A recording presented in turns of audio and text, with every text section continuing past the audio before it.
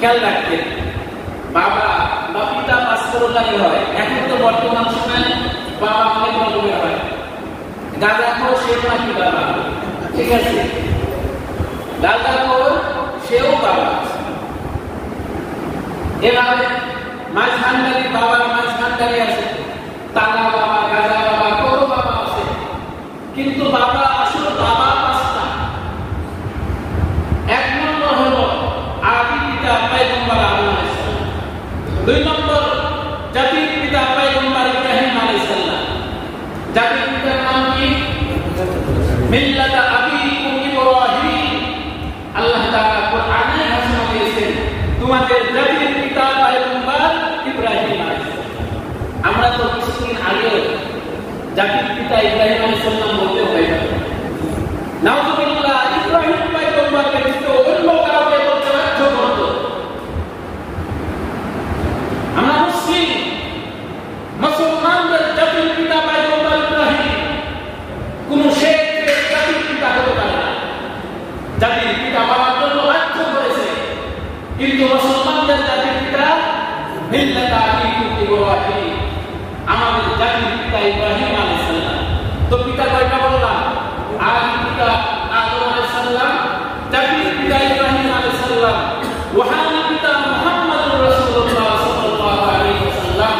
জন্ম পিতা প্রত্যেকই নিজের আপন। যেখানে ঠিকানা ছেলে বলে যখন বলা হয় বাবার নাম লেখো, সেখানে আমরা নিজের বাবার নাম লিখি। জন্মদাতা তিনি পিতা 4 নম্বর। 5 নম্বরে সম্মানের জন্য আমরা যারা বিবাহ করেছি শ্বশুরকেও বলা, এটা স্ত্রীর সম্মানের জন্য, তার মন্ত্রী তাকে খুশি করার জন্য। যদি তাকে বাবা না বলে আঙ্কেল বলা হয়, অন্য শব্দ ব্যবহার করা হয়, হয়তো বা আমার আপনার সঙ্গী খুশি হবে না, স্ত্রী নারাজ হয়ে যাবে, হয়তো বা বিচ্ছেদের কোনো কাজও করতে পারে। এই জন্য সম্মানের সাথে যেহেতু স্ত্রী পিতা, তাকেও আমরা সম্মানের তাকেও পিতা বলি। এটা অন্যায় না। অন্যায় হলো যে অন্য কারণ পিতাকে পিতা বলে ডাকা, এটা অন্যায়। যদি কেউ কোনো সন্তানকে পালে, পালনপুত্র, সে যদি যার কাছ থেকে মানুষ হচ্ছে, যে পালছে, তাকে আপন পিতার মতো পরিচয় দেয়, এটা অন্যায়। যেমন আমাদের নবী মুহাম্মদুর রাসূলুল্লাহ সাল্লাল্লাহু আলাইহি ওয়াসাল্লামের একটা গোলাম ছিল, যার নাম যায়েদ বিন হারিস। এই যায়েদ বিন হারিসের ইতিহাস আপনারা জানেন। যখন হযরত খাদিজাতুল কুবরা রাদিয়াল্লাহু আনহার সাথে বিশ্বনবীর বিবাহ হয়, বিশ্বনবীকে রাসূলের স্ত্রী খাদিজাতুল কুবরা একটা উপহার দিলেন যে সর্বশ্রেষ্ঠ মানুষের সাথে আমার বিবাহ। কিন্তু কি উপহার দিলেন, কি প্রিয় জিনিস আছে, খোঁজ করতে করতে দেখলেন যে আমার একটা গোলাম আছে, সেই গোলামটার চেহারা সুরত খুব সুন্দর, আমার খুব পছন্দ। তার নাম ছিল যায়েদ বিন হারিস। এই গোলামকে খাদিজাতুল কুবরার ভাইয়ের ছেলে হাকিম বিন হিজাম গোলামকে কিনে তাকে হাদিয়া দিয়েছে। হাদিয়া পেয়েছিলেন খাদিজাতুল কুবরা। বিবাহের সময় এই গোলামকে খাদিজাতুল কুবরা হাদিয়া দিলেন বিশ্বনবী মুহাম্মদুর রাসূলুল্লাহ সাল্লাল্লাহু আলাইহি ওয়াসাল্লাম। নবী তাকে নিজের সন্তানের মতোই লালন পালন করেছিলেন। এক পর্যায়ে যখন যায়েদ বিন হারিসার পিতা রাসূলের কাছে আসে, আসার পর বলেন, আমার সন্তানকে আপনার কাছ থেকে নিয়ে নিতে চাই। আল্লাহ রাসূল বলেন, আপনার ছেলের ইচ্ছা, আপনার ছেলে যদি আপনার সাথে যেতে চায়, আমার কোনো বাধা নাই, আমি তাকে আযাব করে দেব, সে আর গোলাম থাকবে।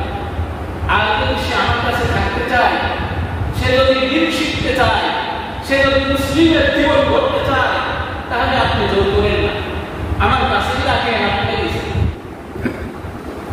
যখন পিতাকে মেলাদিন পরে যায়েদ বিন হারিসা দেখলেন, বিশ্বনবী বলেন, তোমার ইচ্ছা আপনি বাবার কাছে যেতে পারো, আমার কাছে থাকতে পারো।